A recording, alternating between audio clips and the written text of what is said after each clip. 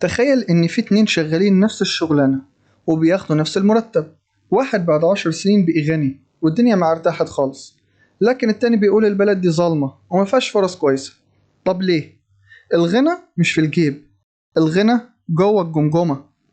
انتوا عارفين ايه اكتر سؤال بيتكرر في كل مكان؟ هو ليه الغني بيزيد غناه والفقير بيفضل محلك سر فقير؟ السؤال ده بيتقال في كل مكان، في الكافيهات، في القهاوي، أو حتى في أوضة النوم قبل ما ننام. بس خليني أقولك على حاجة في منتهى الخطورة. السبب مش الحكومة ولا الدولار ولا حتى المؤامرات الكونية عليك. السبب الحقيقي هو جوه دماغنا. تعالى كده نحط الصورتين جنب بعض. واحد أول ما تجيله فلوس أول سؤال بيخطر على باله أصرف الفلوس دي على إيه؟ لكن التاني أول ما تجيله فلوس بيسأل نفسه أزودها إزاي؟ الاتنين معهم نفس الفلوس لكن النتيجة مختلفة 180 درجة. في دراسة من جامعة هارفارد قالت إن الأشخاص اللي بيخططوا ماليا حتى بشكل بسيط فرصهم إنهم يوصلوا للثراء أكبر بنسبة 80% من اللي بيصرفها بشكل عشوائي. يعني ببساطة شديدة مش اللي بياخد أكتر هو اللي بيغتني، لكن اللي بيفكر صح هو اللي بيغتني. تعال نقول حاجة صغيرة عن جيف بيزوس. بالمناسبة جيف بيزوس ده هو مؤسس أمازون للي ما يعرفش. الراجل ده كان موظف وول ستريت، شغل مضمون، مرتب ضخم، لكنه قرر يسيب كل ده عشان يبيع كتب على الانترنت. الكلام ده في التسعينات، وقتها الناس كلها قالت عليه ان هو خلاص اتجنن.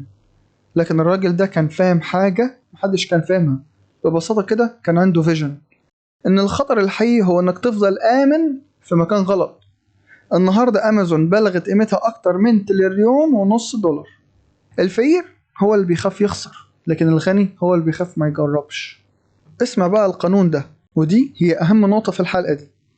الفلوس يا بتشتغل ليك يا بتشتغل ضدك. بمعنى انت لو معاك 1000 جنيه حاططهم في استثمار بعد 10%، بعد 20 سنة هيبقوا حوالي 760 ألف جنيه. لكن نفس ال1000 جنيه دي لو اتحوشت تحت المرتبة هيبقى قيمتها بعد 20 سنة أقل من النص. الغني بيخلي الفلوس تصحى الصبح تشتغل بداله، لكن الفقير بيخليها تنام جنبه ويحلموا سوا.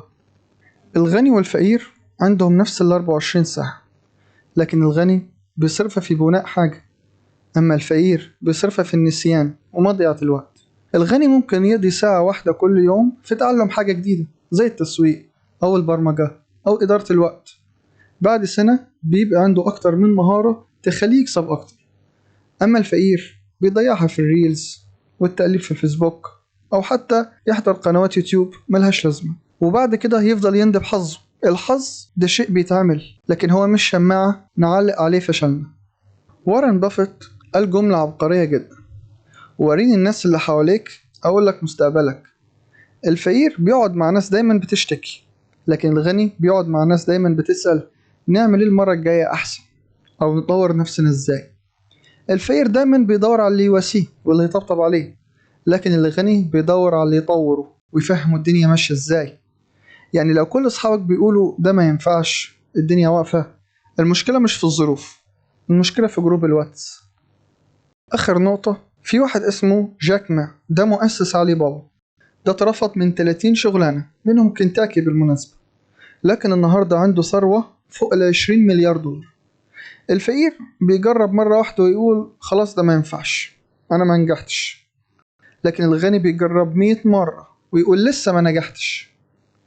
الفشل عند الفقير إشارة توقف ستوب، لكن عند الغني يوتيرن،